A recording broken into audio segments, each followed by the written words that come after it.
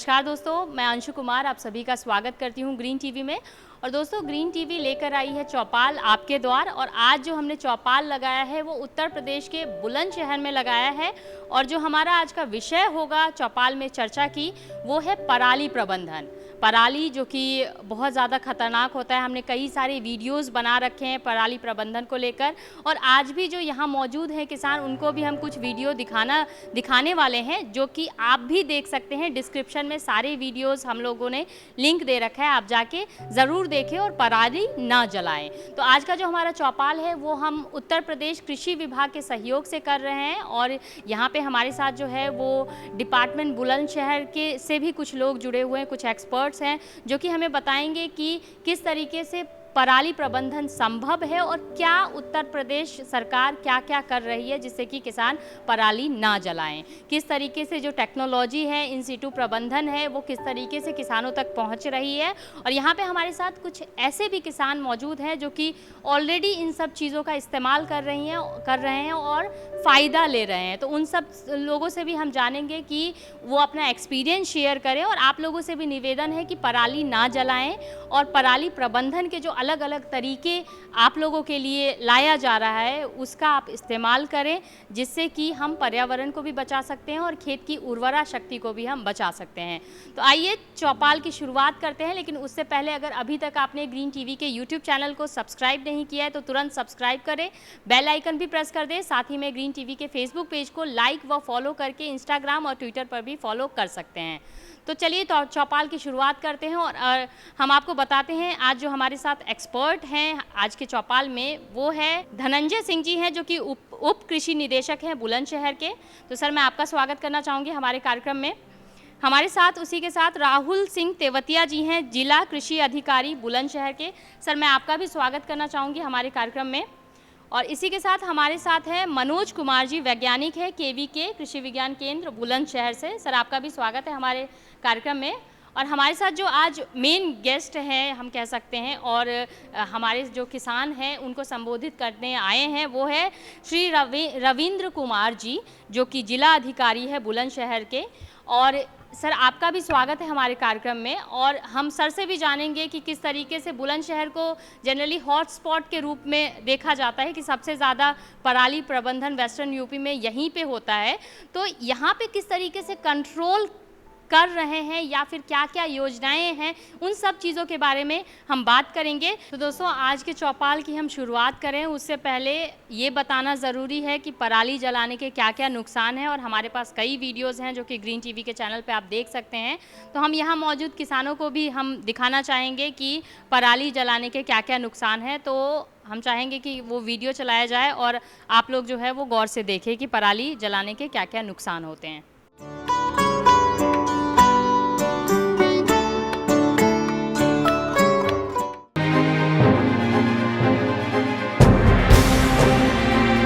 आसमान में धुएं का गुबार, जहरीली गैसों का प्रकोप, हॉस्पिटल में लोगों की लंबी कतारें, सड़कों पर बढ़ते एक्सीडेंट के मामले, इन सब का कारण किसान की एक गलती। आओ देखा न ताओ, लगा दी फसल अवशेषों में आग। क्या सोचा था, मुश्किलें खत्म? अभी तो मुसीबतों की शुरुआत है जनाब। एक रिपोर्ट के अनुसार देश में 50 करोड़ टन पराली निकलती है। 10 करोड़ टन पराली खेतों में जला दी जाती है। मात्र 1 टन पराली जलाने से 3 kilo carbon, 1600 kilogram carbon dioxide, 92 kilogram carbon monoxide, 4 kilogram nitrous oxide, 0.4 kilogram sulphur dioxide और 200 किलोग्राम से भी अधिक राख हवा में घुल जाती है। तो सोचिए, 10 करोड़ टन पराली जलाने पर कितना जहर हवाओं में घुलता होगा। तो ये हमने बताया कि पराली जलाने के क्या क्या नुकसान हैं, जो कि ये वीडियो हमने उत्तर प्रदेश कृषि विभाग के लिए ही बनाया है। और ये वीडियो जो है वो उत्तर प्रदेश कृषि विभाग जो है वो अपने किसानों के बीच में व्हाट्सएप के ज़रिए और अलग अलग ज़रिए जो है वो उन तक पहुंचा रही है, जागरूक कर रहे हैं कि आप पराली ना जलाएं। और हम लोग भी आपसे यही निवेदन करना चाहेंगे कि पराली ना जलाएं और पराली प्रबंधन के क्या क्या तरीके होते हैं, इसके बारे में आज हमारी ये चौपाल लगी है। तो हम चौपाल की शुरुआत करते हैं और सबसे पहले जो है वो हमारे साथ जो जुड़े हैं वो है धनंजय सिंह जी, जो कि उप कृषि निदेशक हैं बुलंदशहर उत्तर प्रदेश के। तो इनसे जानते हैं कि पराली प्रबंधन के क्या क्या तरीके होते हैं। हमारे जनपद के आए हुए किसानों और इस चैनल के माध्यम से जुड़े हुए जितने भी किसान हैं सबको हमारा नमस्कार। किसान भाइयों, पराली जलाना एक पर्यावरण के रूप में जो समस्या के रूप में आई है, उसको आप इसके पूर्व में जो वीडियो दिखाया गया आप देखे होंगे कि कितना ज़्यादा वो हमारे पर्यावरण को, हमारे स्वास्थ्य को और हमारी भूमि की उर्वरा शक्ति को नुकसान पहुंचा रहा है। उसके तहत हम उसको कम करने के लिए कृषि विभाग के द्वारा जो योजनाएं संचालित हो रही हैं उसमें 2-3 माध्यम हैं जिससे हम पराली का उपयोग करके, उसका प्रबंधन करके हम इसके दुष्परिणाम को रोक सकते हैं। उसमें है, पहले तो हम जन जागरण करते हैं, किसानों का जागरूकता करते हैं IEC एक्टिविटी के अंतर्गत। मतलब हम जो सूचनाएं हैं जिस प्रकार से हम प्रबंधन कर सकते हैं उसको विभिन्न कार्यक्रमों के माध्यम से, जैसे हम 154 न्याय पंचायत हमारे जनपद में है, सभी न्याय पंचायत में हम न्याय पंचायत स्तरीय एक पराली प्रबंधन से संबंधित गोष्ठियाँ आयोजित किए हैं। विकास खंडों में हमने आयोजित किया और जनपद स्तर पर भी हमने पराली प्रबंधन से संबंधित जानकारी दी। उसमें पराली प्रबंधन के लिए उपयोग होने वाले जो समस्त प्रकार के इन सीटू यंत्र बोले जाते हैं। इन सीटू का मतलब है कि जहाँ पे पराली है उसी स्थान पे हम उन यंत्रों का उपयोग करते हुए उसको उसी मिट्टी में मिला के सड़ा के खाद बना दें। उस प्रकार के जो यंत्र सहयोगी होते हैं उनको हम इन सीटू यंत्र कहते हैं। उसमें 14 प्रकार के यंत्र हैं, जिसमें हमारे किसान पारदर्शी योजना अंतर्गत upagriculture.com पे किसान भाई ऑनलाइन बुकिंग करते हैं। उसके लिए पेपर में दे दिया जाता है किस दिन से बुकिंग प्रारंभ होगी और उस दिन वो बुक करके अपना टोकन जनरेट करते हैं और किसान क्रय करके बिल अपलोड जब करते हैं तो उनको 50% की धनराशि उस यंत्र में सहायता के लिए अनुदान स्वरूप दी जाती है। तो इससे वो उस यंत्र को क्रय करके अपने खेतों में अपने से जुड़े हुए जितने किसान होते हैं उनके यहाँ प्रयोग करके अपना पराली प्रबंधन कर सकते हैं। दूसरा एक है फार्म मशीनरी बैंक, जिसमें चिट फंड में रजिस्टर्ड सोसाइटियाँ को हम देते हैं। उसमें किसानों का एक समूह होता है जो पंजीकृत होता है, उस समूह को फार्म मशीनरी बैंक दिया जाता है। उसमें 80% तक अनुदान है। उसमें भी हम इन सीटू यंत्रों को क्रय करके पराली प्रबंधन से संबंधित जो भी हम कार्य कर सकते हैं उसको किया जाता है। दूसरा आता है कि अब अगर हम पराली को उस खेत में या खेत के बाहर किसी स्थान पे जहां हम एकत्रित कर सकते हैं वहां प्रबंधन करने की दूसरी तकनीकी है, हम वेस्ट डिकम्पोजर का उपयोग करते हैं। वेस्ट डिकम्पोजर इस प्रकार से सूक्ष्म जीवों का, बैक्टीरिया का, सूक्ष्म जीवाणुओं का ऐसा समूह है जो हमारे पराली को सड़ाने में गोबर के साथ या मिट्टी के साथ मिला करके उसको खाद बनाने में गति को बहुत तेज़ कर देता है। तो हम 20 से 25 दिन में ही उस मिट्टी में उसको मिला करके सड़ा के खाद बना सकते हैं। वह खाद बनने के बाद हमारे मृदा में जीवांश कार्बन की मात्रा बढ़ जाती है, उसमें न्यूट्रिशन की मात्रा बढ़ जाती है और हमारी जो भूमि है वो उपजाऊ भी हो जाती है। और उपजाऊ के साथ साथ जब हमारे लाभकारी बैक्टीरिया उस मृदा में बढ़ जाते हैं तो उससे भी हमारी मृदा जो है बैक्टीरिया के रूप में, जीवाणुओं के रूप में समृद्ध हो जाती है, जो हमारे फसल को किसी न किसी प्रकार से सूक्ष्म पोषक तत्वों के अवशोषण में वो मदद करते हैं जो हमारे पौधों को मिल पाती है। 3 प्रकार से हम 2 तरीके अपनाते हैं जिसमें हम पराली का प्रबंधन करते हैं। हमारे जनपद में जितने 43 लोगों ने इन सीटू यंत्रों की बुकिंग की थी, सब लोगों ने परचेज कर लिया, सबको सत्यापन करके बिल भी अपलोड कर दिया गया है। वो प्रयोग भी करा रहे हैं। हम खुद 2-3 जगह पे गए गाँव में, उन्होंने प्रयोग किया और वो दिखाया। जन जागरण इसी तरीके से किया जाता है। दूसरा, हमारे न्याय पंचायत स्तर पे प्रगतिशील किसानों का समूह बनाया गया है। उस समूह में हम व्हाट्सएप ग्रुप बनाए हुए हैं किसानों को, उस पर भी हम मैसेज दे करके विभिन्न किसानों को यह जानकारी देना चाहते हैं कि आप जो है किसी प्रकार से पराली को जलाएं ना, उसका प्रबंधन करें, उसका क्या उपयोग कर सकते हैं हम उस प्रकार से करें कि जो हमको आर्थिक लाभ दे दे और हमारी उर्वरा शक्ति भी बनाए रखें। इसके अतिरिक्त आपको हम संदेश इससे भी देते हैं, एक भारत सरकार का पोर्टल है, उस पोर्टल पे हम मैसेज लिख देते हैं, उस मैसेज में भी हम पराली प्रबंधन से संबंधित जानकारी देते हैं। वो किसानों को मैसेज पास हो जाता है कि उसको देख करके ही उनके अंदर ये भावना आ जाए, ये जागरूकता आ जाए, ये तत्परता आ जाए कि हम पराली प्रबंधन अपना ही खेत में कर लेंगे। धन्यवाद सर आपका। तो ये सर ने बताया कि किस तरीके से जो है वो पराली प्रबंधन कर सकते हैं। हमारे पास कई सारे वीडियोज़ हैं जो कि पराली प्रबंधन से रिलेटेड बने हुए हैं, जो कि आप ग्रीन टीवी के यूट्यूब चैनल पे जाके देख सकते हैं। लेकिन अगला जो हम वीडियो हमारे यहाँ पे मौजूद जो दर्शक हैं उनको दिखाना चाहेंगे कि पराली को अगर ना जलाएं तो पराली का क्या करें। तो बहुत सारी ऐसी चीज़ें हैं जो कि खेत से बाहर निकाल के पराली की चीज़ें बनती है, डेकोरेशन आइटम में, सजावटी चीज़ों में पराली का इस्तेमाल होता है। तो एक वीडियो है जो कि हम हमारे दर्शकों को दिखाना चाहेंगे। धान की कटाई होते के साथ ही किसान को जल्दी होती है गेहूं की बुआई की। ऐसे में किसान धान की पराली को काटकर इसका इस्तेमाल करने के बजाय इन्हें खेतों में ही जला देते हैं, जिससे मिट्टी की उर्वरता तो खराब होती ही है, साथ ही इससे वातावरण भी इतना प्रदूषित हो जाता है कि सांस लेना भी दूभर हो जाए। लेकिन क्या आपको पता है कि जिस पराली को इतनी लापरवाही से जला दिया जाता है वो कितने काम की है? हकीकत तो ये है कि लाखों वर्षों से लोग इसका इस्तेमाल अनेक तरीकों से करते आ रहे हैं।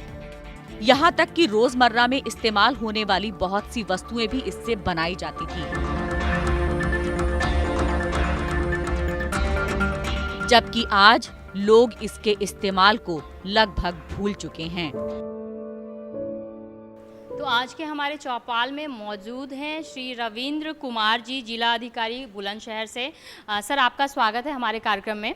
और मैं सर आपसे जानना चाहूँगी कि आप यहाँ मौजूद हमारे जो किसान हैं उनको, और जो हमारे ग्रीन टीवी के थ्रू जो और किसान देख रहे हैं उनको ये बताएं कि पराली अगर ना जलाएं तो पराली प्रबंधन के लिए क्या कर सकते हैं। जो डिपार्टमेंट इतनी कोशिशें कर रही हैं इन लोगों को जागरूक करने के लिए, तो उसके लिए आपकी क्या मैसेज है, आप क्या संदेश देना चाहेंगे जो पराली किसान हैं, जो धान की खेती कर रहे किसान हैं उनको? देखिए, पराली के बारे में हमारे जनपद में पूर्व में भी कई सारे ऐसे कृषक मेला हुए हैं। हम लोगों ने 154 न्याय पंचायत हैं, तो सारे 154 न्याय पंचायत में किसानों के साथ गोष्ठी की है। जनपद स्तर पर भी पूर्व में गोष्ठी की है।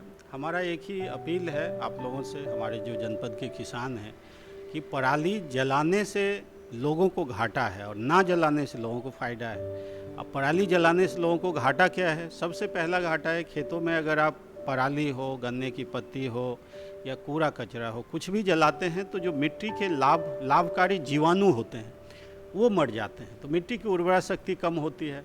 दूसरा घाटा है वायु प्रदूषण होता है। आपके घर में बच्चे बीमार होंगे, सांस जनित बीमारी होगी, जो बुजुर्ग लोग हैं वो बीमार होंगे तो उनकी बीमारी बढ़ जाती है। अब फ़ायदे की बात करें, पराली ना जलाने से क्या फ़ायदा है? पराली ना जलाने से ये फ़ायदा है कि आपके मिट्टी की उर्वरा शक्ति बचती है और उसी पराली को आप काट कर पानी और यूरिया खाद के साथ दबा देते हैं तो मिट्टी की उर्वरा शक्ति बढ़ जाती है। या अन्य भी बहुत सारे विधि हैं, उससे ऑर्गेनिक खाद बनाया जाता है। तो नहीं जलाने से फ़ायदा और जलाने से घाटा, इसलिए मेरा अपील है कि पराली ना जलाएं। जी धन्यवाद सर। और हम लोग भी बार बार यही कहते हैं कि पराली ना जलाएं, और पराली ना जलाएं तो आप क्या करें, इसके लिए जो है ये चौपाल लगाई गई है और आप लोगों के लिए ये चौपाल लगाई गई है। तो हर एक बात जो है, हर एक चीज़ें जो भी हमारे साथ एक्सपर्ट है, जो भी हमारे साथ अधिकारीगण है, आप गौर से सुने, ज़रूर फ़ायदा होगा। और ये लोग यहाँ बैठे हुए हैं आपकी ही मदद करने के लिए। आपको जो भी प्रॉब्लम हो, जो भी समस्या हो, कोई भी जानकारी ना मिले तो हर तहसील में हर जगह जो है वो अधिकारी लोग होते हैं आप लोगों के लिए। तो आप वहाँ जाके जानकारी ले सकते हैं और लुत्फ़ उठा सकते हैं जो योजनाएं हैं उनका।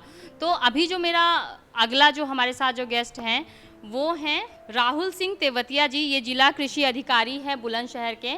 और मैं आपसे जानना चाहूँगी कि जैसे इन सीटू मैनेजमेंट के लिए जितनी भी मशीनें हैं उसको बुकिंग के लिए ऑनलाइन बुकिंग की प्रक्रिया है, और अगर मैं हमारे किसानों की बात करूं तो अभी वो उतना ज़्यादा टेक्नोलॉजी को नहीं सीखा है उन्होंने। तो किस तरीके से आपका डिपार्टमेंट जो है वो उन टेक्नोलॉजी को सीखने के लिए या उनको अडॉप्ट करने के लिए या उनको मतलब कैसे इस्तेमाल किया जाता है, इसके बारे में बताने के लिए क्या कर रही है, इसके बारे में आप हमें बताएं।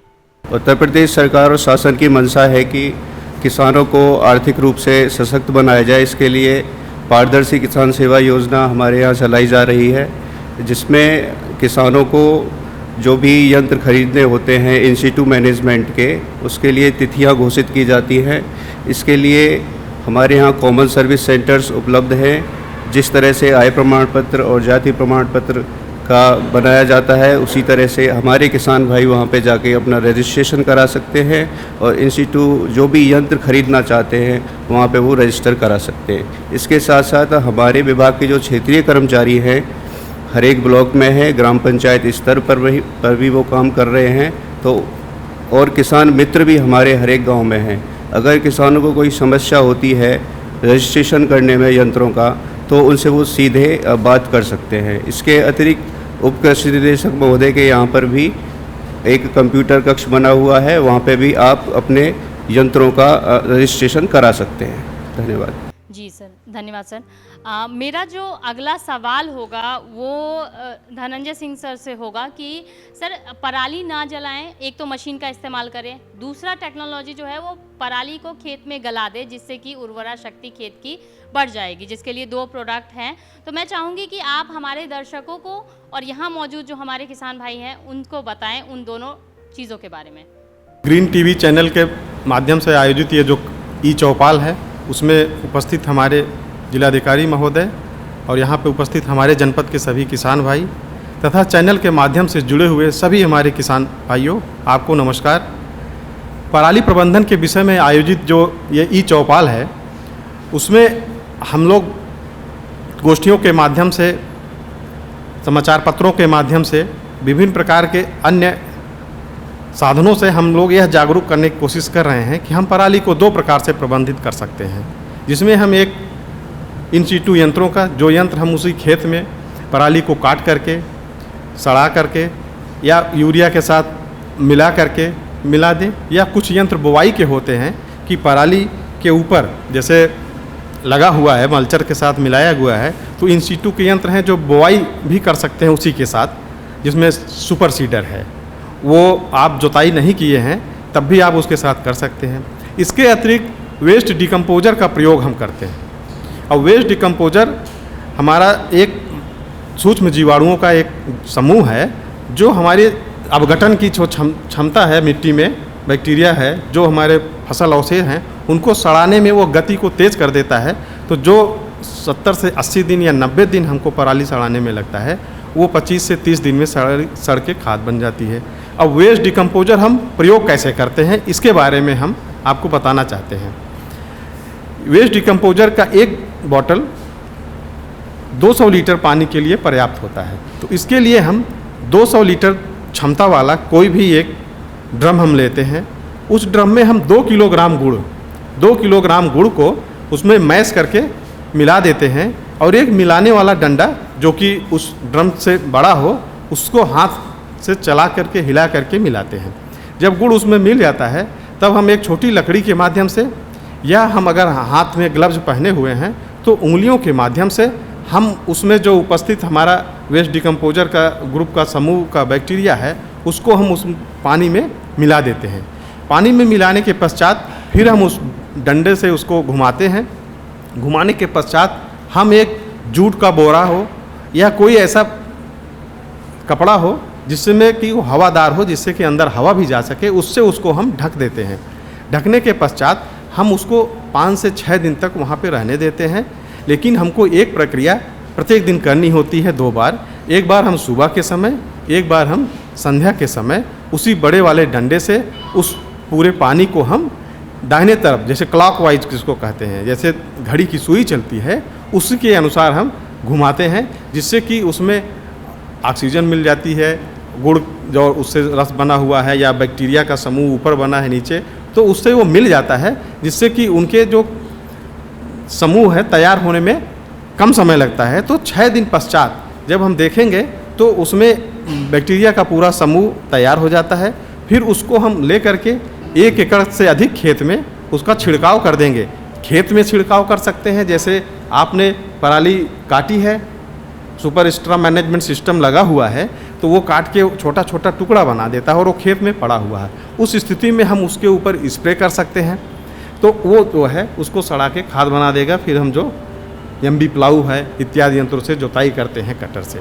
इसके अतिरिक्त हम उसके बाहर, मान लीजिए हाथ से ही हम पराली काट करके ले आए हैं, घर पे रखे हुए हैं, तो हम कोई गड्ढा बना दें, उस गड्ढे में हम पराली का एक तह बनाते हैं। एक तह मतलब एक स्तर, कुछ जैसे 6 इंच 8 इंच मोटा एक बना दिया, पराली ऐसे रख दिया, फिर उसके ऊपर कुछ गोबर और ये वेस्ट डिकम्पोजर का जो पानी था उसको हम स्प्रे कर देते हैं।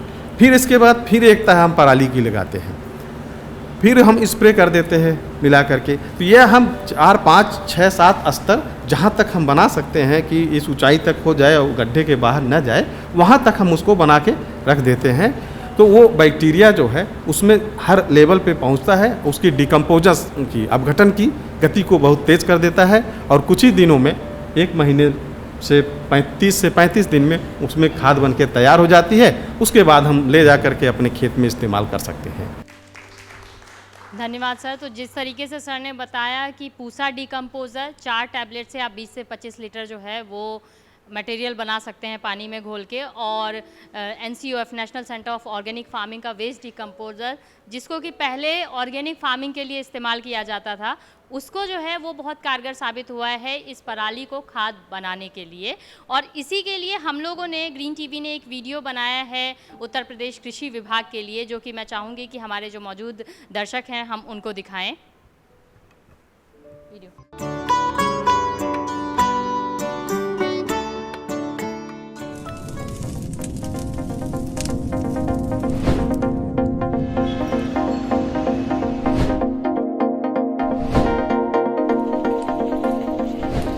पराली या फसल अवशेषों को जलाने से वातावरण प्रदूषित होने की समस्या गंभीर रूप लेती जा रही है। पराली वायु प्रदूषण के साथ साथ खेत की उर्वरा शक्ति को भी कम करती है। इसी को देखते हुए कई विकल्प निकाले गए।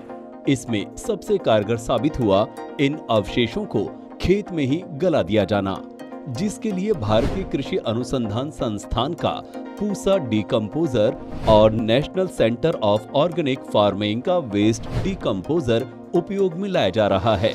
और उत्तर प्रदेश कृषि विभाग का मकसद है इन विकल्पों को किसानों तक पहुंचाना, जिससे पर्यावरण और खेत की उर्वरा शक्ति दोनों को ही बचाया जा सके।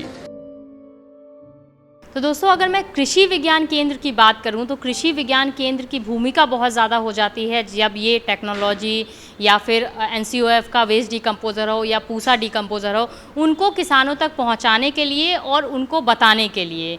तो यहाँ पे हमारे साथ जो है वो कृषि विज्ञान केंद्र बुलंदशहर के वैज्ञानिक भी है, तो उनसे जानते हैं कि उनकी क्या भूमिका है, कैसे वो यहाँ पे मौजूद जो किसान है जो कि धान की खेती कर रहे हैं उनको किस तरीके से ये टेक्नोलॉजी के बारे में बता रहे हैं, कृषि विज्ञान केंद्र किस तरीके से काम कर रही है। और यहाँ जो मौजूद हमारे किसान भाई हैं हम उनसे भी जानेंगे कि उनकी क्या समस्या होती है, क्योंकि कुछ भी चीज़, कोई भी चीज़ अगर स्टार्ट होता है तो समस्या भी कुछ फेस किया जाता है। तो हम जानेंगे कि उनकी क्या समस्या है और उसका भी समाधान करने की हम कोशिश करेंगे। सबसे पहले डॉक्टर मनोज कुमार जी को मैं चाहूँगी कि आप बताएं। कृषि विज्ञान केंद्र की इस जो पराली प्रबंधन है, पराली प्रबंधन में महत्वपूर्ण भूमिका रहती है। किसानों को जो नई नई तकनीकी जानकारी दी जाती है, जो विश्वविद्यालय स्तर से नई नई तकनीकी विकसित की जाती है, उनको कृषि विज्ञान केंद्र के द्वारा किसान भाइयों तक पहुंचाया जाता है। इसमें पराली प्रबंधन में कृषि विज्ञान केंद्र के द्वारा भी हम गांव में किसान भाइयों के लिए जागरूकता कार्यक्रम चलाते हैं, जिला स्तर पर भी कार्यक्रम करते हैं और ब्लॉक स्तर पर भी कार्यक्रम चलाए जाते हैं। किसान भाइयों को इसके लिए हमारे यहाँ कृषि विज्ञान केंद्र पर कुछ कृषि यंत्र है, उन्हें भी हम 50 रुपये मिनिमम किराया लेकर प्रतिदिन के हिसाब से किसान भाइयों को उपयोग के लिए वो दिए जाते हैं। तो किसान भाई उसका अधिक से अधिक लाभ उठाते हैं और ये जो पराली प्रबंधन करके हम अधिक से अधिक लाभ उसका लेते हैं। पराली यदि हम जलाते हैं तो पराली जलाने से हमें बहुत सारे नुकसान होते हैं, जैसे हमारे मित्र कीट जो होते हैं, मित्र कीट जल के नष्ट हो जाते हैं, शत्रु कीट बढ़ जाते हैं और हमारी जो मृदा की उर्वरता है वो भी काफ़ी हद तक प्रभावित होती है। तो यदि हम इसका पराली का प्रबंधन अच्छे से अपने खेत में इन सीटू यंत्रों के द्वारा कर लेते हैं तो उससे हमारे किसान भाई बहुत ज़्यादा लाभान्वित होते हैं और हमारी मृदा की उर्वरता भी उससे बढ़ती है। धन्यवाद सर। तो इसी के साथ हमारे साथ श्री रविंद्र कुमार जी हैं जो कि जिलाधिकारी हैं बुलंदशहर के। तो सर कोई और मीटिंग्स है और सर को वहाँ जाना है, तो मैं सर आपका बहुत बहुत धन्यवाद करना चाहूँगी कि आप यहाँ आए, आपने अपना कीमती समय हमें दिया और हमारे जो दर्शक हैं, हमारे जो यहाँ पे बैठे हुए किसान भाई हैं उनको दिया। आपका बहुत बहुत धन्यवाद सर। चाहूँगा ये वीडियो है आगे से जितने भी कृषि गोष्ठी हो, ये बहुत अच्छा अवेयरनेस वीडियो आपने बनाया है। ये जनपद के समस्त किसानों को दिखाया जाए ताकि पराली प्रबंधन में मदद मिल सके। ठीक है। तो जैसे कि ये जो प्रोग्राम है, ये कार्यक्रम जो है, अगर हम उत्तर प्रदेश की बात करें, पंजाब की बात करें, तो कई सालों से चलता आ रहा है। कई सालों से ये कोशिश किया जा रहा है कि किसानों को जागरूक किया जाए जिससे कि पराली जलाने की समस्या को कम किया जाए। और बहुत सारे किसान जो हैं वो ऑलरेडी जो है वो इन सब चीज़ों को अडॉप्ट कर चुके हैं, इस्तेमाल कर रहे हैं। तो हमारे पास एक वीडियो है पंजाब के किसान का जो कि हम चाहते हैं कि वो अपना जो एक्सपीरियंस, अपना जो थॉट शेयर कर रहे हैं वो हम यहाँ मौजूद किसानों को दिखाएं और उसके बाद यहाँ जो मौजूद किसान भाई हैं हमारे, हम उनसे भी जानेंगे। वो भी बहुत सारे किसान हैं जो कि खुश हैं इन टेक्नोलॉजी को इस्तेमाल करके। तो सबसे पहले वो वीडियो दिखाना चाहेंगे। हम ये बताना चाहते हैं कि जो धान की पराली है, जो गेहूं का विशेष है, इसको ना जलाया जाए तो इसका रिज़ल्ट इतना अच्छा निकलता है। जो अनुभव होगा जब करेंगे तब अनुभव होगा, सुनने से उतना मज़ा नहीं आएगा। 2-4 वर्ष में आप अपनी खेती जो है वो बिल्कुल इंसेक्टिसाइड, पेस्टिसाइड, फर्टिलाइज़र और फंगीसाइड से मुक्त कर लेंगे। तो अपना जो उत्पाद है वो भी उसका म्यार अच्छा होगा और जब एक्सपोर्ट होगा तो अपना मान बढ़ेगा। इंडिया का प्रोडक्ट है तो इसको इम्पोर्ट भी कटेगी, जो जहर की खादों की इम्पोर्ट करते हैं वो कट जाएगी जी। तो जैसा कि हमने आपको बताया कि उत्तर प्रदेश में भी कई सारे ऐसे किसान हैं जिन्होंने इन टेक्नोलॉजी को अपनाया है और पराली वो जलाते नहीं है बल्कि पराली प्रबंधन करने के तरीके को अपनाया है उन्होंने। तो हमारे पास आज के कार्यक्रम, आज के चौपाल में भी कई ऐसे किसान मौजूद हैं। तो हम बात करते हैं, उनका एक्सपीरियंस आपको बताते हैं कि किस तरीके से उन्होंने जो है वो जो पहले वो क्या करते थे और इन चीज़ों का इस्तेमाल करने के बाद क्या इनकी ज़िंदगी में परिवर्तन आया है, उसके बारे में जानेंगे। तो हमारे साथ पहले किसान हैं वो प्राकृतिक किसान जो है वो मोहर सिंह जी हैं, बुलंदशहर के ही। तो सर आपका स्वागत है हमारे कार्यक्रम में। और आपने जो है वो वेस्ट डिकम्पोज़र इस्तेमाल किया है, तो आप हमें बताएँ कि पहले आप कैसे पराली प्रबंधन करते थे और वेस्ट डिकम्पोज़र इस्तेमाल करने के बाद आपके खेत में क्या परिवर्तन आया है। वेस्ट डिकम्पोज़र को जो हमने हल्दी की नाली या गूलों में डाल करके फिर वेस्ट डिकम्पोज़र का सॉल्यूशन तैयार करके उसको बहाया है। उसके बहाने से उसमें कार्बन की मात्रा बहुत अधिक बढ़ी है, जिससे कि पोषक तत्वों की अन्य हमें अलग से पोषक तत्व देने की कोई आवश्यकता नहीं पड़ी है। और इसको हम कूड़े पे के रूप में भी इकट्ठा करके गोबर और पराली को इसका छिड़काव करने, वेस्ट डिकम्पोज़र का छिड़काव करने से भी उसको जल्दी गाढ़ा सड़ा कर तैयार कर देता है, जो कि जल्दी हम खेत में इस्तेमाल कर सकते हैं। और वेस्ट डिकम्पोज़र से मैंने ये भी देखा है कि इसका छिड़काव करने से कीड़ा भी बहुत कम आता है। और वेस्ट डिकम्पोज़र यदि हम खेत में बहाते हैं, बार बार बहाते रहें, कंटिन्यूस 3 साल तक बहाते रहें, तो खरपतवार भी काफ़ी हद तक कम हो जाती है। आप खुश हैं? जी हाँ, हमें पूर्ण रूप से अब रासायनिक खादों की हमें बिल्कुल भी आवश्यकता नहीं है। मेरा मानना तो ये है, यदि किसान जागरूक हो जाए तो प्राकृतिक रासायनिक खाद बिल्कुल बंद हो जाएंगे। जी, तो उत्तर प्रदेश कृषि विभाग का भी यही मानना है और यही वो चाहते हैं कि आप लोग जागरूक बने और जिसका माध्यम जो है वो हम हैं। हम लोग भी यही चाहते हैं कि आप जागरूक बने। हमारे साथ कुछ और किसान हैं, जैसे कि इन सीटू मैनेजमेंट के थ्रू 14 मशीन्स हैं, तो कुछ ऐसे किसान हैं जिन्होंने मशीन इस्तेमाल किया है, तो उनके फ़ायदे जानते हैं उनसे। जीत सिंह जी, सर आपने जो है वो मल्चर का इस्तेमाल किया है, तो आप हमें बताएं कि क्या फ़ायदा हुआ। पहले आप कितने साल से धान की खेती कर रहे हैं और पहले आप कैसे प्रबंधन करते थे, और मल्चर की जब आपके खेत में आया तब क्या परिवर्तन आपने देखा खेत में? मैडम, दिल्ली एनसीआर की जो है प्रदूषण की एक भयंकर समस्या बन चुकी है और इसके जो है किसान भी इसमें अब सीधा सीधा भागीदार है। किसान अगर इसके मल्चर द्वारा, इन सीटू मैनेजमेंट के द्वारा अगर अपने खेतों में मल्चर का प्रयोग करे, डेस्क प्लाऊ का करे, तो उससे जो है ये जो भी हमारे पराली के है जलाने के बजाय और उसमें हम जो ज़मीन में मिला सकते हैं, तो इससे हमारी ज़मीन की उर्वरा शक्ति बढ़ेगी। इस समस्या से केंद्र सरकार, राज्य सरकार, कृषि विभाग, जिला प्रशासन, कृषि वैज्ञानिक सभी परेशान हैं, लेकिन जो है वो प्रयास भी काफ़ी कर रहे हैं, लेकिन किसान अभी जो है धीरे धीरे उन्हें अपनाता जा रहा है। मैंने पिछले वर्ष जो है मल्चर का इस्तेमाल किया गन्ने में, उससे पहले जो है वही धारणा थी कि जो है आग लगाई और काम ख़त्म किया। हमारे ज़िले में जो है धान की पराली में कोई दिक्कत नहीं है, हमारी दिक्कत है सिर्फ गन्ने में। तो गन्ने में भी किसान से लिए जलाता है कि उसे जो है गेहूं बोने की बड़ी जल्दी रहती है, उस समय के गेहूं के लिए समय कम होता है बुवाई के लिए, तो वो जला देता है। लेकिन इसमें मेरा सुझाव ये है कि मल्चर से प्रयोग से पहले जैसे जैसे हमारी जितना क्षेत्र एक दिन में कटे उतने ही क्षेत्र में हम पराली को फैला दें और उस पर जो है डिकम्पोजर का इस्तेमाल कर दें, क्योंकि हम ये सोचते हैं कि भाई जब खेत पूरा खाली हुआ उसके बाद फैलाएंगे, फिर 1 महीने इंतजार करेंगे मल्चर से उससे गलने का जो है। तो हमारा मानना ये है कि पहले उसे फैलाता रहे और उसके बाद जो है थोड़े क्षेत्र में ही मल्चर चला दे और उस पर जो डिकम्पोजर डाल दे, इस तरह भी उसका निवारण हो सकता है। सर बहुत सारी ऐसी धारणाएं होती हैं जो कि मिथ हम कह सकते हैं, जो कि किसानों के बीच होता है, पता नहीं कहाँ से, सोशल मीडिया से या कहाँ से फैलता है कि आप अगर ये इस्तेमाल करेंगे तो ये नुकसान होगा। तो आपको शुरुआती तौर पर मल्चर इस्तेमाल या फिर पूसा डिकम्पोज़र इस्तेमाल करने के लिए किस तरीके से, कैसे आप कन्वेंस हुए, कैसे राजी हुए आपकी हमें इस्तेमाल करना है?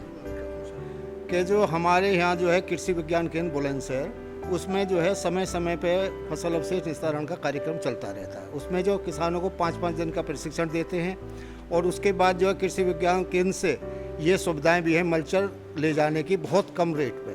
उसकी कोई ऐसी सिक्योरिटी वो जमा ना करें, किसान ले जा सकता है, छोड़ के जा सकता है। तो हमारे कृषि विज्ञान केंद्र के डॉक्टर मनोज कुमार जी, उन्होंने जो है कार्यक्रम पिछले वर्ष चलाया था प्रशिक्षण का, तो उस प्रशिक्षण में हमने वहाँ से प्रशिक्षण लिया और वहीं से लिया मल्चर और लेके घर ले गए और गन्ने में जो है सारे उसको मतलब काट के और उसमें डिकम्पोजर का जो है स्प्रे किया, तो उससे जो है वो खेत में ही गल गया।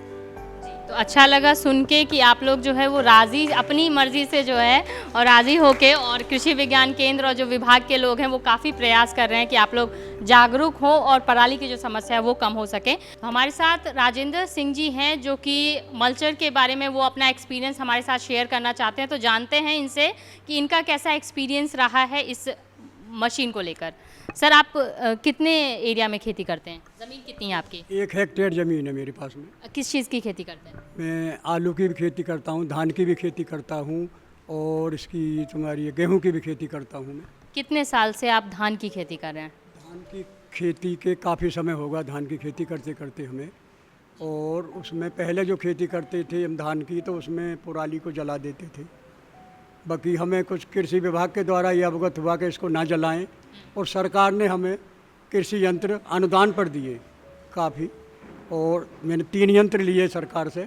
एक मल्चर है, दूसरा हैप्पी वो है एमबी पिलाव है, तीसरा ये है रोटावेटर है। तो मैं पहले अब जो है उसको जलाता नहीं हूँ। अब मैं पराली को जब खेत में धान तैयार हो, खलियान खाली हो जाता है, तो उसमें मल्चर चलाता हूँ। मल्चर जो है पूरी उसके मेरे जो धान के जो पराली है बची हुई है उसको पूरी की पूरी तह पूरी ज़मीन पर फैला देता है बड़े आसान तरीके से। और जब कोई किसान उसका दूसरा देखने को आता है तो वो भी ये कहता है भाई इसमें क्या चला दिया तुमने, ये कहाँ गया? तो मैंने बताया उनसे भैया मल्चर चलाया है। वो भी कहते हैं मल्चर क्या चीज़ है, मगर देखें आप जो चलता है खेत में तब देखें आप।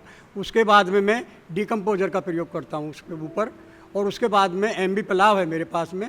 एमबी पिलाव से उसकी मिट्टी को ऐसे पलट देता हूँ कि ऊपर का जो सारा हिस्सा ऊपर है वो सारा का सारा नीचे दब जाता है और 10-15 दिन बाद ही वो सारी के खाद के रूप में परिवर्तित हो जाता है।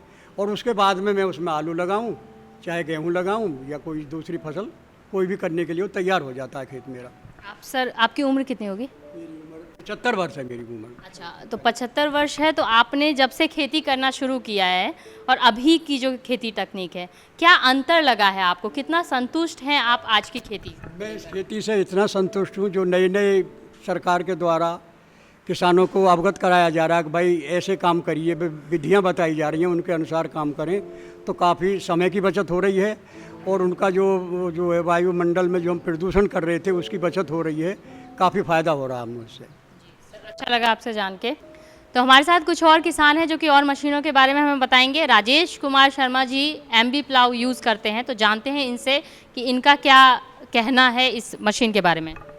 MB प्लाव मैंने गेहूं के खेतों में जो कटाई हो जाती है उसके बाद ज़्यादा उपयोगी है, क्योंकि हमारे यहाँ उसका जो अनुभव आया है, बराबर खेत वैसा है बगैर MB प्लाव के उसकी फसल में बहुत कम से कम 30% का फ़र्क है कि जो उलाब से चलती है। और इसके लिए थोड़ा सा एक सुझाव भी मैं लेना चाहूँगा कृषि विभाग से कि जहाँ गन्ना की खेती है वहाँ उससे टाइम नहीं मिल पाता गन्ने के पलटने के हिसाब से, क्योंकि बुआई जो है लगभग सीजन पास में होता है।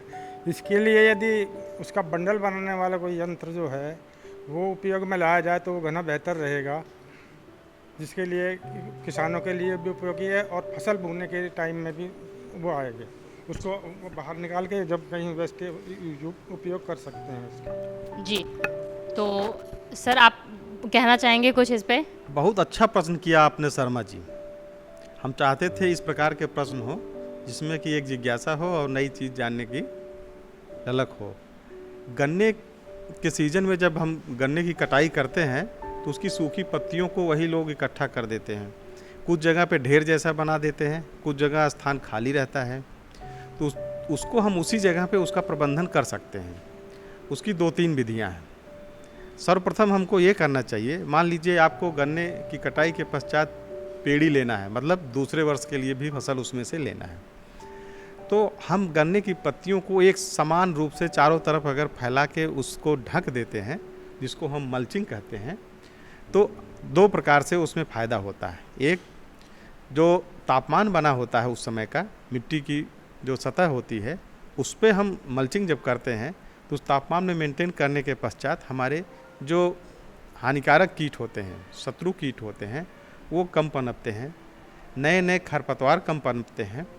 उसके साथ ही वह तापमान इतना मेंटेन करता है कि गन्ने के पेड़ी के लिए जो टिलर्स निकलने हैं बगल से, वो उससे संख्या में वृद्धि होती है और समय से निकल जाते हैं, जिससे उसकी वृद्धि, बाढ़ और विकास अच्छे तरीके से होता है।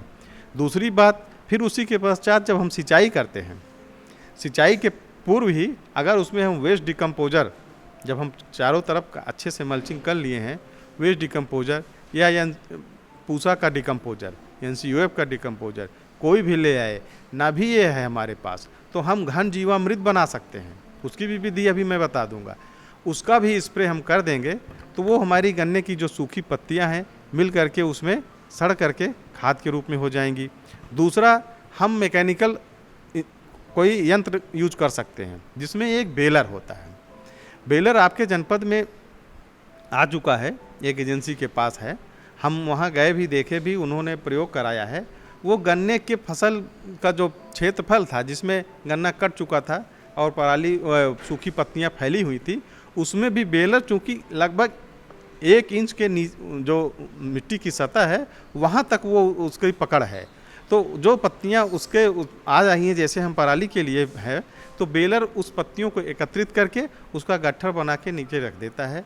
और उस सूखी पत्तियों को लेने वाले बहुत लोग हैं, पॉटरी उद्योग में लोग ले लेते हैं, क्योंकि वहाँ पे मिट्टी के बर्तन जो बना रहे हैं उसको पकाने के लिए उनको एक ईंधन की ज़रूरत होती है, तो उस ईंधन के रूप में वो बेलर जब गोला गोला बना देता है तो उसको बेचने में भी, और वो लोग खुद आकर के उसको क्रय कर लेते हैं। दूसरा, अगर कहीं पे होगा तो भट्ठे वाले भी ले सकते हैं, क्योंकि भट्ठे में भी ईंट को पकाने के लिए इसका उपयोग किया जा सकता है और बेलर का इस्तेमाल आप कर सकते हैं। और आज हम पुनः इस बेलर का इस्तेमाल, अभी गन्ना तो नहीं कटा है, लेकिन धान की पराली खेतों में कैसे उससे गट्ठर बन के निकलता है उसका हम खुद एक बार फिर आज डिमॉन्स्ट्रेशन कराएंगे और उसको वीडियो के माध्यम से, और आज हम इस चैनल के माध्यम से हमसे जो भी किसान जुड़े हुए हैं आप लोग और इस जनपद के तथा अन्य किसान सबको यही बताना चाहेंगे कि उससे उपयोग करके भी आप गन्ने की सूखी पत्तियों को भी प्रबंधित कर सकते हैं। धन्यवाद जी। अब बहुत जल्द हम लोग भी एक वीडियो बना रहे हैं जिसमें कि पराली मैनेजमेंट या फिर ये जितनी भी मशीनें हैं सबके बारे में कि कैसे काम करता है, कीमत क्या है, सब्सिडी क्या है, सब चीज़ें जो है वो हम जो है, हमारे साथ एक और किसान है राजवीर सिंह जी जो कि अपना एक्सपीरियंस हमारे साथ शेयर करना चाहेंगे। राजवीर जी। मैं जीरो सीड ड्रिल की बात कर रहा। जीरो सीड ड्रिल की जो हम बोवाई करेंगे तो 18 से 20 प्रति किलो एकड़ का बीज और खाद कम लगेगा। उसके बाद जो पैदावार में वृद्धि होगी उसमें 4 से 5 प्रति क्विंटल एकड़ की पैदावार अधिक होगी। इसे हम कर रहे हैं और गांव में हम ज़्यादातर जीरो सीड ड्रिल से ही बुवाई करते हैं। तो मैं अब जो है वो आप लोगों से जानना चाहूँगी, आप लोगों का कोई सवाल है, समस्या है तो आप पूछ सकते हैं। धनंजय सिंह सर हैं, राहुल जी हैं। जी सर, मेरा नाम जगदीश सिंह है। हम तहसील खुर्जा से, लास्ट का गांव पड़ता है जहांगीरपुर से आगे माचड़ गांव। और हमारे यहाँ सर ऐसा टोटल धान की खेती होती है और जितनी भी थ्रेसिंग होती है वो मशीन द्वारा होती है। हड़म्बा मशीन जिसे बोलते हैं, कटर मशीन, उसका ढूँ हो जाता है पराली का ऊंचा। उसका कैसे कैसे समाधान हो सकता है उसके बारे में बताएं। हमको आप जागरूक कर रहे हैं, इससे आग न लगाएं बचाने के विषय में। इसमें कुछ हमारा इंडस्ट्रियल सहयोग भी हो, जैसा हमारा इकट्ठा पराली हो गया, उसके जैसे मैंने देखा वीडियो वगैरह में बंडल बन के किसी इंडस्ट्रियल एरिया में या NTPC वगैरह में उसको यूज कर देते हैं पराली को। ऐसा भी कोई यंत्र व्यवस्था हो हमारे लिए। हाँ, बहुत अच्छा प्रश्न आपने किया किसान भाई हमारे, जो आपने बताया कि एक मल्टी क्रॉप थ्रेशर होता है जिसमें विभिन्न प्रकार की फसलों को जब वो पक जाती है तो उसको हम मल्टी क्रॉप थ्रेशर, जैसे गेहूं का थ्रेशर होता था, भूसा बना के निकाल देता है, तो वो उसको छोटे छोटे टुकड़ों में करके निकालता है। तो हम खुद यहाँ जहांगीराबाद साइड में हम पिछले सप्ताह के रविवार को गए थे, तो वहाँ कई गाँव में हमने खेत में देखा किसान भाई धान का जो पौधा था उसको थ्रेशर में डाल रहे थे, तो वो एकत्रित होकर के एक जगह बहुत ऊंचा सा उसको आप ढेर कहिए, उस रूप में वो रखा हुआ था। तो उसमें ये समस्या आती है, जैसे इन्होंने कहा कि उसको हम क्या करें।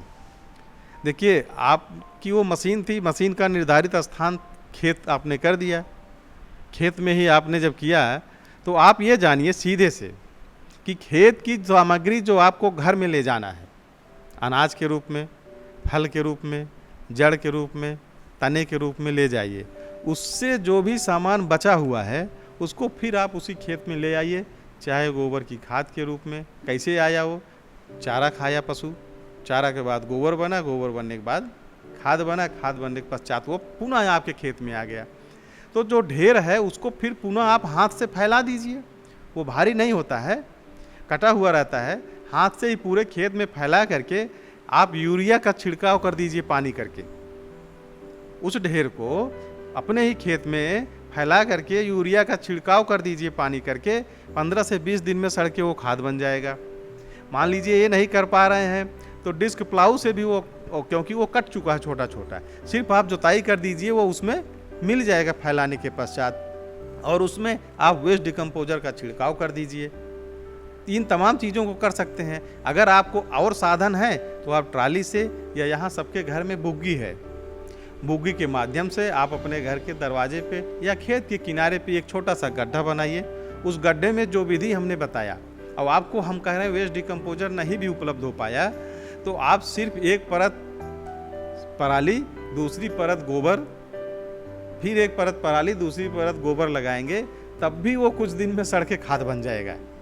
समझ रहे हैं? क्योंकि यह मौसम ऐसा है, इसमें जीवाणु बहुत सक्रिय होते हैं, उनकी वृद्धि की क्षमता बहुत तेज होती है। इन तमाम विधियों से आप इसका कर सकते हैं। दूसरा अभी इन्होंने प्रश्न किया कि उसको हम कहीं इंडस्ट्री वाले ले जाएं, तो अब इसके पूर्व में हमने बताया कि जैसे आपके यहाँ पोल्ट्री उद्योग वाले हैं, जब आप बेलर यंत्र का उपयोग करेंगे, बेलर, तो वो उस गट्ठर को बहुत मजबूत जैसा बना देता है, गोल, तो गोल रहेगा और वो थोड़ा सख्त रहता है, मतलब दबता नहीं है, तो उसको उठाने में, ले जाने में इंडस्ट्री वालों को दिक्कत नहीं होती। और जहाँ वो जल के ईंधन के रूप में प्रयोग होता है वहाँ वो अचानक नहीं जलता है, धीरे धीरे जलता है। तो ईंट के भट्ठे वाले, आपके पोल्ट्री उद्योग वाले, इसके अतिरिक्त अभी एनटीपीसी की बात इन्होंने की, एनटीपीसी वाले भी पराली प्रबंधन के लिए, अब हमारा अनुभव पूर्व का रहा है, रायबरेली में ऊंचाहार में एनटीपीसी का संयंत्र है, उनके द्वारा वहाँ भी धान की फसल बहुत अच्छी होती है। लंबे क्षेत्रफल में, अधिक से अधिक क्षेत्रफल में लोग किसान करते हैं धान की खेती, तो वहाँ एनटीपीसी खुद उस बेलर को चलाती है और उससे वो पराली को कलेक्ट करके ईंधन के रूप में वहाँ प्रयोग करते हैं। तो यहाँ भी हो जाएगा। अगर अलीगढ़ और दादरी 2 जगह पे है एनटीपीसी का प्लांट, हम वहाँ से संपर्क करते हैं। अगर यहाँ पे भी यह सुविधा होगी, अगर संपर्क करके हमसे वो चाहेंगे, इच्छुक होंगे, तो हम ये जो विगत समय में नहीं हो पाया है और अक्टूबर माह में हमारे यहाँ कटाई होती है, इस समय अगर वो हमको व्यवस्थाएं दे पाएंगे तो हम उनसे एक अनुबंध के रूप में कि हमारे यहाँ इतने किसान हैं, इस एरिया में आकर के उस पराली को ले जाएं और अपने एनटीपीसी संयंत्र में जिस भी रूप में उपयोग करना चाहते हो करेंगे। हम इसका प्रयास करेंगे किसान। धन्यवाद जी। और कोई सवाल आप लोगों को? कोई सवाल पूछना चाहते हैं आप? हमारे पास जो किसान हैं वो सुझाव भी देना चाहते हैं। सर, आप कुछ सुझाव देना चाहते हैं? जी मैडम, जी बताइए। मेरा सुझाव ये है जी, कृषि विभाग ब्लॉक में एक गांव गोद ले और उस गांव में सारे इंस्टीट्यूट के यंत्रों का प्रयोग मौके पे करावे और उससे जो है जो भी परिणाम आएंगे उसको आसपास के किसानों को पता चलेगी यूट्यूब पे या आपके चैनल द्वारा। उससे जो है किसान जो है उससे और ही जो है लालायित होंगे कि हाँ भाई ये काम ये हमारे सामने हो रहा है, ठीक है।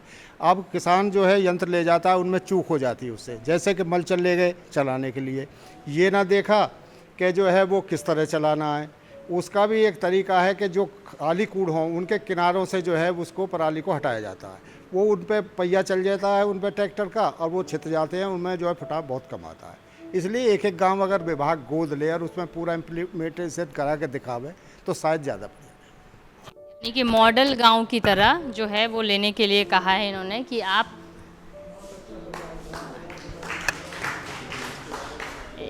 बहुत अच्छा सुझाव है आपका हमारे प्रिय किसान जीत सिंह जी। इस सुझाव का हम स्वागत करते हैं। इसमें एक चीज़ ऐड करना होगा कि इन्होंने कहा कि इन सीटू के सभी यंत्र हम एक ही गांव जो गोद लें उसमें कराएं। तो एक ही गांव में कराने का तात्पर्य ये हुआ कि तब उस गांव में सभी 14 प्रकार के यंत्र होने चाहिए। ये समस्या आती है कि एक ही गांव में सभी 14 प्रकार के यंत्र नहीं हो पाएंगे। हाँ, ये है कि एक गांव में जिसमें ज़्यादा प्रकार के यंत्र हैं उनका कराएंगे। उस यंत्रों के अलावा जो छूटे हुए यंत्र हैं जहाँ भी किसी अन्य किसान का है उनका हम प्रयोग किस प्रकार से करें, उसमें क्या समस्याएं आती हैं। जैसे कुछ यंत्र ऐसे हैं टेक्निकली उनको हैंडल करने में एक बार प्रशिक्षण लेना आवश्यक हो जाता है। सर, ये जो सर कह रहे हैं वो यही कह रहे हैं आपको कि आप लोग जो है वो एक गांव अडॉप्ट करें एक तरीके से और वहाँ पे मॉडल गांव की तरह उसको पेश करें जिसमें कि सारे मशीन्स की सुविधा है, जिससे कि दूसरे लोगों के लिए वो एक मोटिवेशन प्रेरणादायक हो कि वो लोग यूज़ कर रहे हैं तो हम भी, और पूरा टेक्निक बताएं वहाँ पे। उसी के बारे में ही हम बता रहे हैं। हम ऐसे ही गांव चयनित कर सकते हैं क्योंकि ये ओपन सोर्स से हमारे यहाँ यंत्रों की बुकिंग होती है। तो हम कैसे यह कर पाएंगे कि एक ही गांव में सभी यंत्र हो पाए, हम वही चीज़ बताएं। ओपन सोर्स है ना, कोई भी UPAgriculture.com पे अपने यंत्रों की बुकिंग करता है। अब 14 यंत्र एक ही गांव में बुक हो पाएंगे ये तो हम नहीं बता सकते। हाँ, ये हो सकता है कि जिस गांव में फार्म मशीनरी बैंक स्थापित है उनके पास 4-5 प्रकार के इन सीटू के यंत्र हैं, उनको हम प्रेरित करके करें कि वो सभी प्रकार के यंत्र धीरे धीरे ले लें, या जो यंत्र छूटा हुआ उसी गांव के कोई अन्य किसान भी ले लें। तब एक ही गांव में सभी यंत्र पूरे हो जाएंगे और सभी प्रकार के यंत्रों का उस गांव को ही हमें अडॉप्ट करके संचालित कराएं और अन्य गांवों के किसानों का वहां भ्रमण कराएं कि इस प्रकार से इसका प्रयोग करिए। और इनको भी हम प्रेरित करें। प्रेरित क्या करें, इनको करना चाहिए कि अपने जो यंत्र हैं उसको ज़्यादा से ज़्यादा लोगों तक ये बताएं कि इसका यह फ़ायदा है और आप भी आइए ले जाइए। और चूंकि कृषि विभाग इस पे अनुदान देता है तो इनसे ये अपेक्षा रहता है इस कृषि विभाग और चाहिए भी कि जो बाजार मूल्य है किराए का किसी भी यंत्र को चलाने का, अनुदानित जो आप यंत्र प्राप्त किए हुए हैं उसको थोड़ा सा कम रेट पे चलाएं, जिससे ज़्यादा से ज़्यादा किसान उसका उपयोग कर सकें। जी धन्यवाद सर। और कोई सुझाव या सवाल अगर आप लोग पूछना चाहते हैं तो आप पूछ सकते हैं, नहीं तो कार्यक्रम को ख़त्म करते हैं। कोई सुझाव या सवाल? सर आप इधर आ जाएं।